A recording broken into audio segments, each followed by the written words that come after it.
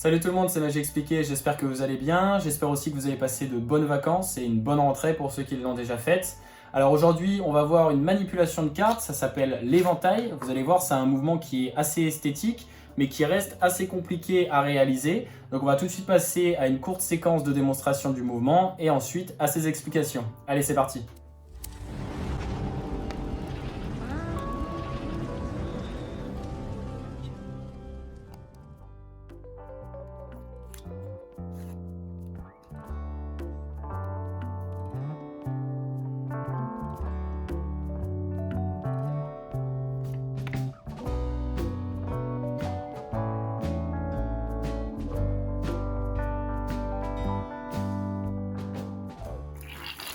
Alors avant de commencer les explications, j'aimerais voir avec vous quelques points importants. Le premier, c'est qu'il va obligatoirement vous falloir un jeu de cartes de bonne qualité. Donc tout ce qui est Bicycle, Nock, Talio sont des cartes qui glissent bien et avec lesquelles vous n'aurez aucune difficulté à réaliser le mouvement.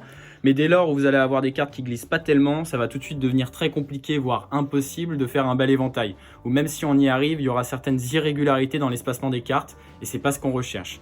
Et ensuite, c'est normal de pas y arriver du premier coup, voilà. C'est même un mouvement qui paraît simple, c'est-à-dire qu'on pose le jeu dans une main et on l'éventaille avec l'autre, donc on a vu plus compliqué quand même, mais c'est vraiment normal de ne pas y arriver du premier coup. C'est un mouvement qui s'ajuste au fur et à mesure du temps, donc que ce soit les doigts, la main ou la pression qu'on met dans chaque doigt, c'est des choses qui vont s'ajuster au fur et à mesure qu'on répète le mouvement et c'est au bout d'un certain temps qu'on pourra y arriver, mais je vous souhaite d'y arriver du premier coup bien sûr. Donc ensuite on va parler du mouvement en tant que tel, en commençant par la position du paquet dans la main. Donc moi je suis droitier, donc je vais venir mettre le paquet dans ma main gauche. Bien sûr pour les gauchers c'est la même chose, à l'inverse. Donc ensuite, comment je positionne le paquet dans ma main gauche? Je vais utiliser mon index, mon majeur et mon annulaire, et je vais venir déposer la partie inférieure de mon jeu sur ces trois doigts-là. Donc sur ces trois doigts-là, il y en a un qui est plus important que les autres, ça va être le majeur, avec lequel, à l'aide du pouce, je vais venir effectuer une pression dans le paquet. Je m'explique, donc je pose le jeu comme ceci, ces trois doigts-là me servent de support, donc ils peuvent amplement toucher la dernière carte, comme ceci, et je vais venir avec mon pouce, bien en parallèle de mon majeur, effectuer une pression. Et c'est cette colonne de pression que j'effectue qui va nous aider à faire pivoter les cartes. Voilà, en fait les cartes vont pivoter et vont s'éventailler autour de cette colonne de pression que j'effectue à l'aide de mon majeur et de mon pouce. Donc c'est vraiment important que les deux doigts soient parallèles. Ensuite, l'index et l'annulaire aident aussi. Non seulement c'est des doigts support, mais ils aident aussi à bien maintenir le majeur afin qu'il ne bouge pas, car on ne voudrait pas que cette colonne de pression change d'emplacement. Donc voilà, une fois qu'on est bien comme ça, il y a un dernier point important, c'est que le pouce doit être décollé du reste du paquet. Il n'y a que l'extrémité de mon pouce qui effectue donc cette pression qui doit être collée au jeu. Si le pouce est complètement collé au paquet, bah, tout simplement les cartes ne vont pas s'éventailler. Et donc, une fois qu'on maîtrise bien cette position, je vous rappelle bien sûr que ça dépend de la taille de vos mains, de l'épaisseur de vos doigts et que vous pouvez et que vous avez le droit d'ajuster. Moi, je vous montre comment je fais. Ensuite, c'est aussi à vous d'ajuster. Mais j'espère bien sûr que vous allez y arriver du premier coup. Et ensuite, donc, on pose le jeu comme ceci et je vais venir avec ma main opposée, seulement avec mon pouce, venir éventailler le jeu. Alors, comment je fais? Je vais utiliser finalement mon pouce pour deux choses. La première, ça va être, je vous le fais grossièrement, mais de pousser le jeu comme ceci pour qu'il pivote. Et la deuxième, ça va être de réguler l'espace entre chaque carte. Donc ça, je vais le faire avec l'extrémité de mon pouce. Donc comment ça se passe? On va venir positionner le pouce comme ceci. Et on va commencer donc en poussant grossièrement la partie supérieure du paquet, comme ceci. Et ensuite, avec la vitesse, car j'ai oublié de le dire, mais il y a un point très important, un facteur très important, ça va être la vitesse. L'éventail, c'est un mouvement qu'on réalise avec de la vitesse. Donc au ralenti, généralement, ça ne fonctionne pas très bien, à part si on a des cartes qui glissent vraiment beaucoup. Mais sinon, il va falloir rajouter de la vitesse au mouvement. Et c'est là d'ailleurs où ça faute généralement. C'est que au début, on n'arrive pas à allier la pression qu'il faut mettre dans nos doigts avec la vitesse et là où on doit emmener notre pouce. Donc voilà, tout ça est compliqué à gérer du premier coup. Mais j'essaye de vous l'expliquer de manière détaillée. Donc une fois qu'on est comme ça, on va venir avec notre pouce et on va tout simplement donc pousser la partie supérieure du jeu en premier et ensuite avec la vitesse, on va venir donc éventailler.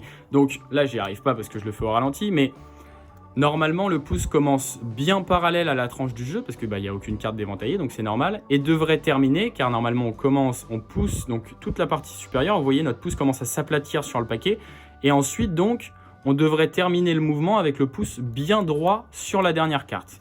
Donc je vais vous montrer le mouvement, comme ça vous allez mieux comprendre. On est comme ça, et hop, et vous voyez là mon pouce termine bien droit sur la dernière carte. Donc il a commencé complètement en parallèle avec la tranche du jeu, et plus j'ai avancé, plus mon pouce s'est aplati. Voilà.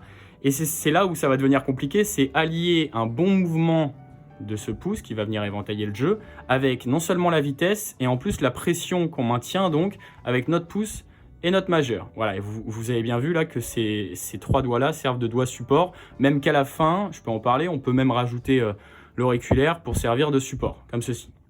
Voilà. Et donc c'est vraiment comme ça que, au fur et à mesure, vous allez réussir à réaliser ce mouvement.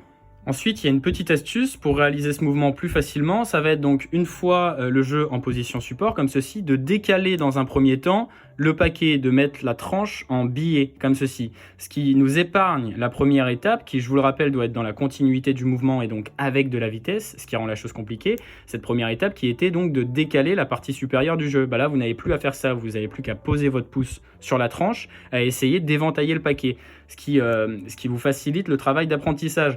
Donc, une fois que vous y arrivez avec la tranche déjà décalée, eh bien, vous pourrez tout simplement essayer de réaliser le mouvement avec la tranche droite et normalement, ça viendra quelques essais plus tard seulement. Donc ensuite, avant de terminer cette vidéo, j'aimerais vous parler du petit éventail que je vous ai montré dans la démonstration. Tout ça, c'est une histoire de point de pression. Vous vous rappelez, les cartes tournent autour du point de pression. Donc pour un grand éventail, le point de pression est dans l'extrémité inférieure du paquet, ce qui fait que toute la carte va tourner autour. Si on rapproche ce point de pression du centre, eh bien, il n'y a plus que cette partie-là de la carte qui va tourner autour.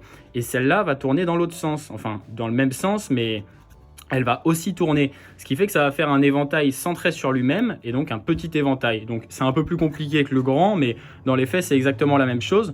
Entraînez-vous déjà bien à réaliser le grand éventail. J'espère que vous allez y arriver le plus rapidement possible. Je vous rappelle que c'est normal de ne pas y arriver du premier coup. En attendant, moi j'espère que cette vidéo vous aura plu et je vous dis à la prochaine pour une nouvelle vidéo. Allez, salut!